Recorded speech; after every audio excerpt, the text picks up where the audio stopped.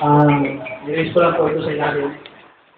Maganda po yung nabuksan na topic ni Pastor about tribulation. There's that, itong malaking may drawing niya na 7 years tribulation. Nabanggit po niya yung 2 prophets and then the 144,000 part po din. Tumatang 10 minutes. last week of Daniel, which is 7 years. 10 minutes dito sa taas. 24 yan, di ba? Ngayon, 14 yan. hindi ko na po masyadong ipapaliwanag, ipoposition ko po yung bayan.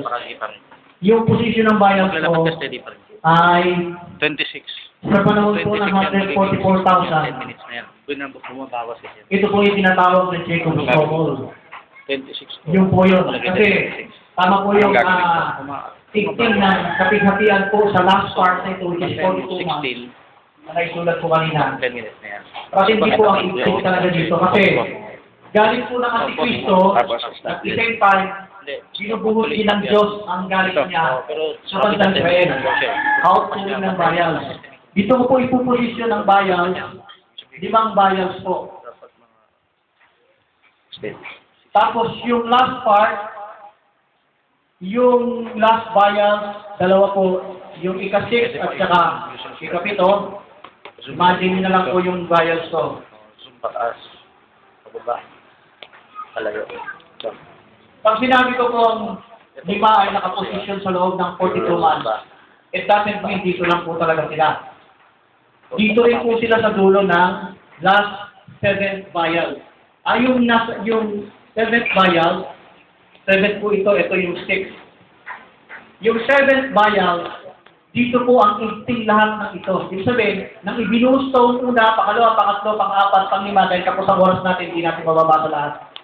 Ang effectivity ng bias nito ay dito po sa last ng 7. Mamaya didetalyin ko po yan.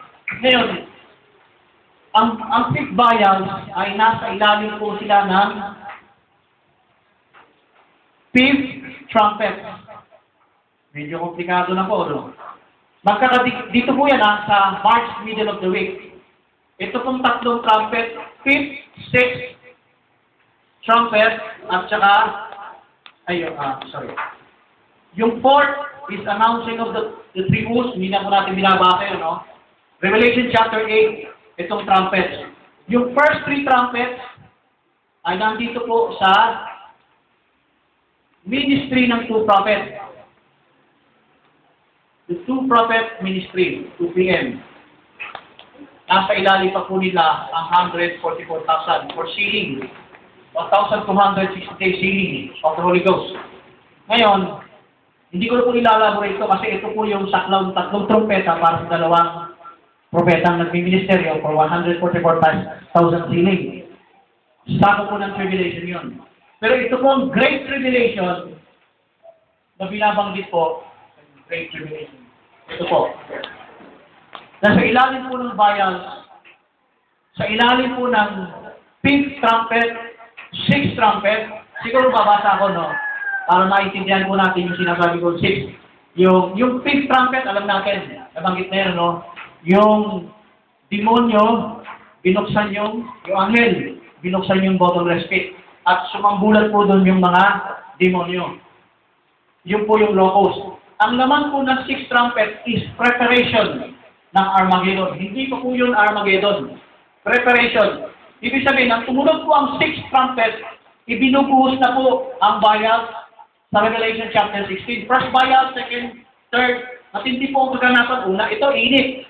Pero umiigting habang binubuhos yan. And remember, brothers and sisters, habang ibinubuhos po ito, kahit na itapon po ang ikaano ng bayal, wala tayong mababasang great and mighty earthquake dyan.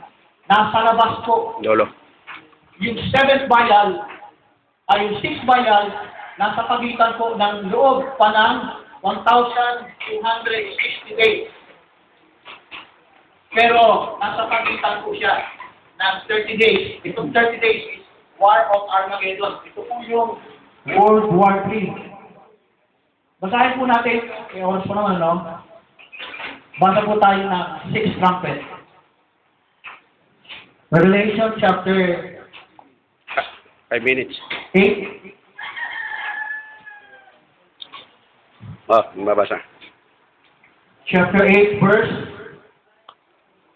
6 trumpet. Chapter 9, 13. 9:13. Tom, Pag binasa po natin ito, hanapin po natin nung ibinuhos na, hindi, tama, 6 angels sounded po, kasalukuyan nagaganap. Ano ang ilalaman ito? Sa ika-6 na anghel, the trumpet loose. Say, the 6th angel which had the 7, verse 14, had a trumpet. Loose the 4 angels. Loose the 4 angels. Revelation. Ngayon, and which bound in the great river of Euphrates. Ito yung Revelation chapter 7 verse 1 ang At binakabasa. sabi sa verse 15, and the 4 angels were loose Yung 7:1 ang and were prepared. Iyon po, hindi pa po Armageddon ang ina-loose. Preparation pa lang po. Preparation for an hour and a day and a month and a year for to slay the third part of men. So, ibig sabihin, may binanggit sa third part of men, habang binubuhos, habang nag-trumpet po ng 6 trumpet, 26, ibinuhos po ang 20 limang pala. bayan. Ang namamatay po dito 6 ay minutes pala. 1/3. 1/3 of 6 men. minutes pa nga lang. May namamatay po ng ibinubuhos ang bayan sa part ng Great Tribulation. Sa ilalim ng ika-6 na trumpeta, which is preparation of Armageddon. Matindi po, 1/3 pa lang ang sinabi. Pero, tingnan po natin yung, hindi ko na po babasahin itong kayo na lang po, tingnan niyo po yan. 5 bayad. Ito pong bayad, buong daigdig po ito. Hindi po ito para sa usyo. Para sa ito sa mga kasalanan. Mga walang tapak ng Espiritu Santo. Ito pong bayad. Pero yung trumpet, sakop dito. Nasasakop dito ang sa ilalim ng bayad, pero nakakagit din po dito ang 144,000 at saka po yung fullest o sleeping born again, sleeping virgin. Dito po. Yung Gentile ay sleeping virgins, pero yung 144,000 exclusive. Hudyo po talaga yun. Heritage and blood po ni Abraham yun. Sila po ang remnant. Pero makakagit sila ng ika-6 na trumpeta. Okay. Basahin natin ang 6 bayad at saka 7 bayad. So 6 bayad, Revelation chapter 16.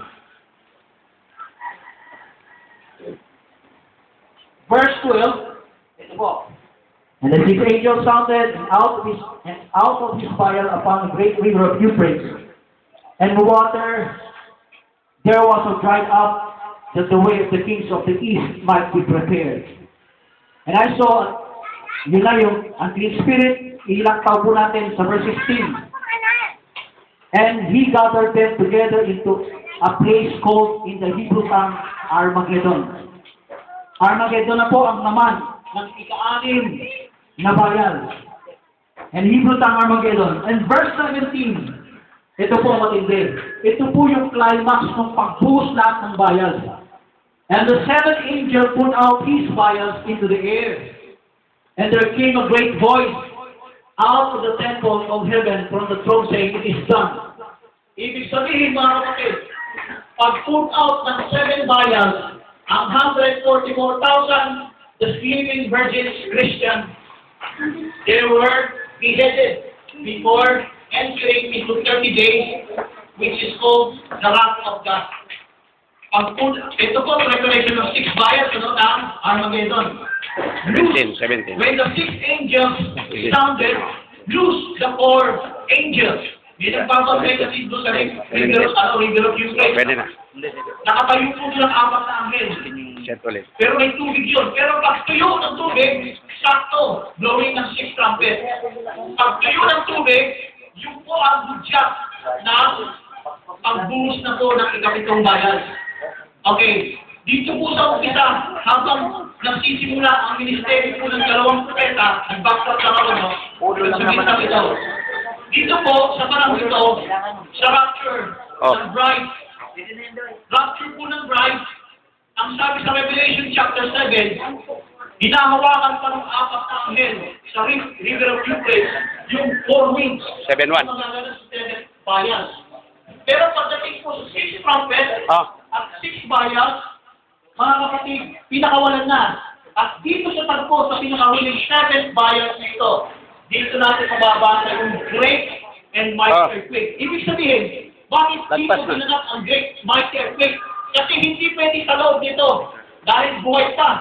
Yung 140, hindi sila pwedeng tamaan Sayang naman. ng hatol ng Diyos Ay, putol. habang Tapos ang isang ulit. hindi ay buhay pa na 144,000. So, hinintay po muna silang maubos na mamatay ang 144,000. Pagtapos po ng eksakto, 1,260 days, patay po, eksakto. O bago mag 260, patay ang 144,000. Patay din ang mga foolish virgins.